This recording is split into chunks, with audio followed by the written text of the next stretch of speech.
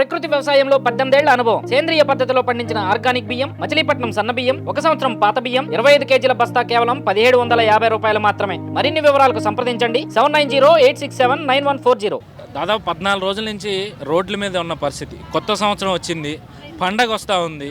So ప్రభుత్వం మిమ్మల్ని ఇప్పటికీ కూడా పట్టించుకునే పరిస్థితి ఎట్లా చూస్తారు సార్? చాలా బాధాకరంగా ఉందండి. మరి మాకు ఇంకా 2 నెలల వేతనాలు బకాయిలే ఉన్నాయి.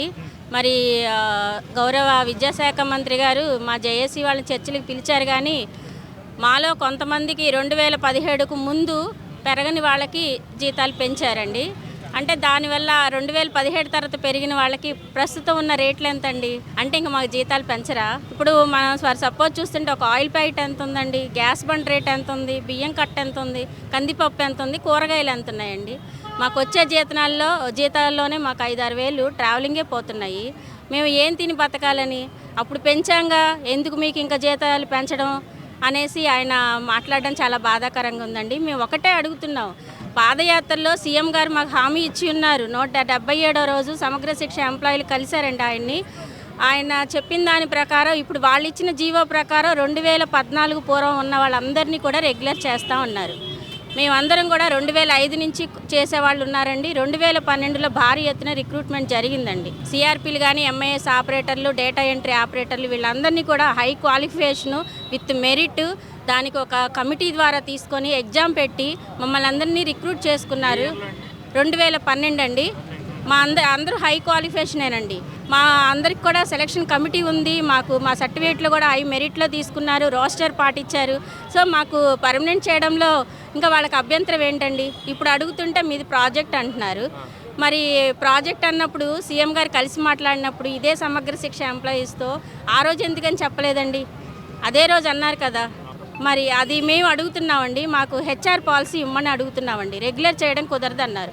మాకు హెచ్ఆర్ పాలసీ ఇవ్వండి, మాకు జీతాలు 1వ తారీఖున ఇవ్వండి, మా జీతాలు పెంచండి, మాకు ఇచ్చే జీతం కూడా ప్రతి నెల ఇవ్వండి.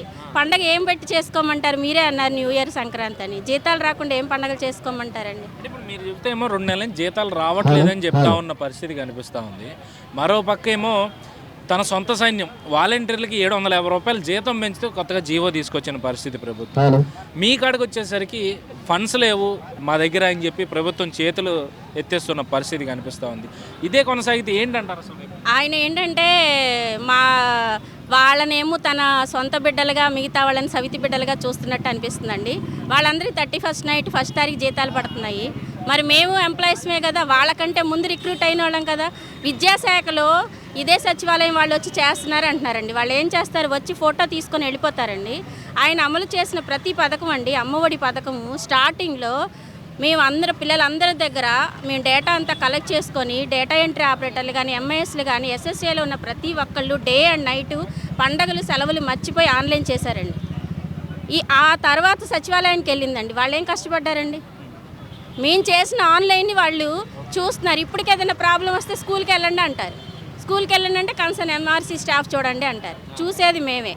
ఇదే జగనన్న విద్యా కానుకండి. ఆ విద్యా కానుక ప్రతి పిల్లాడి ద్వారా ప్రతి కుటుంబానికి వెళ్ళింది. ప్రతి కుటుంబంలో జగనన్న అని చెప్పుకుంటున్నారంటే దానికి కారణం ఎవరండి? ఎండాకాలం మే నెలలో వస్తాయండి. రాత్రి ఉండదు, పగలుండదు. ఇంత హై క్వాలిఫికేషన్ ఉన్నవాళ్ళు మేము షూస్ మోసామండి, పిల్లల కాళ్ళు పట్టుకొని కొలిసామండి. ఎండాకాలం నైట్ పూట కూడా మేము వర్క్ చేసామండి, అర్ధరాత్రులు. ఆయన తెచ్చిన ప్రతి పథకం నాడు నేడు కరోనా టైంలో కూడా చేసామండి. చాలామంది ఎఫెక్ట్ అయ్యారండి. నాకైతే సివియర్ కండిషన్లో నేను హాస్పిటలైజ్ అయ్యాను ఇదే కరోనా టైం నాడు నేడుకి. నాకేమన్నా అయితే మా ఫ్యామిలీ ఏంటండి? మరి మాకు ఉద్యోగ భద్రత కావాలి కదండి. మేము అడిగే దాంట్లో తప్పే ఉంది. మేమేం గొంతెమ్మ కోరికలు కోరట్లేదు కదా. ఆయన ఎడ్యుకేషన్కి పెట్టిన ప్రతి పథకం అమలు అవ్వాలంటే సమగ్ర శిక్ష ఎంప్లాయీస్ ద్వారానే జరుగుద్దండి. మరి అలాంటి ఎంప్లాయీస్ మీద ఎందుకు ఇంత చిన్న చూపు?